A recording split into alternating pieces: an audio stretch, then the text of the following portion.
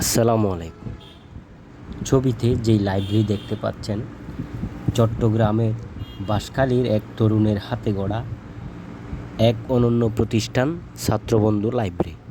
এটি শুধু একটি গ্রন্থাগার নয়, বরং শিক্ষা, সংস্কৃতি আর সমাজ উন্নয়নের এক অমূল্য কেন্দ্র। বছরের পর বছর ধরেই ছাত্রবন্ধু লাইব্রেরি হয়ে উঠেছে বাঁশখালীর মানুষের জ্ঞান অর্জনের একটি নির্ভরযোগ্য ঠিকানা। এখানে প্রতিদিন ভিড় জমে বইপ্রেমী শিক্ষার্থী, গবেষক এবং জ্ঞান পিপাসু তরুণদের। প্রথম যাত্রা শুরু হয়েছিল এই তরুণ এক সময় এই ছোট্ট একটা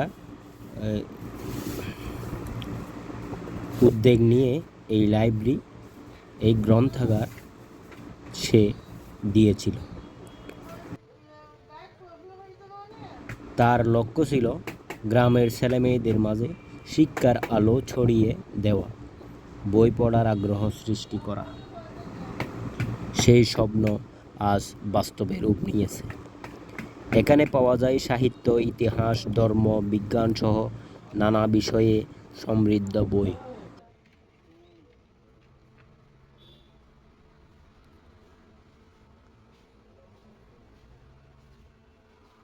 এক কথায় ছাত্রবন্ধু লাইব্রেরি হয়ে উঠেছে বাঁশখালীর এক গ্রন্থাগারের প্রাণকেন্দ্র।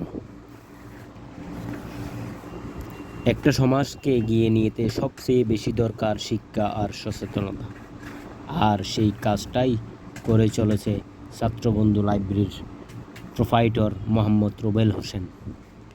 শিশু কিশোরদের জ্ঞান চর্চার সুযোগ করে দিয়ে গড়ে তুলেছে আলোকিত প্রজন্ম।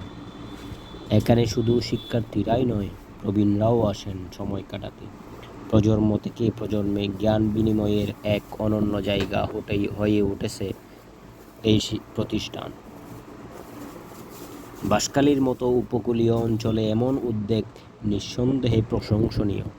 ছাত্রবন্ধু লাইব্রেরি প্রমাণ করেছে অল্প কিছু মানুষের প্রচেষ্টা দিয়েও সমাজে বড় পরিবর্তন আনা সম্ভব।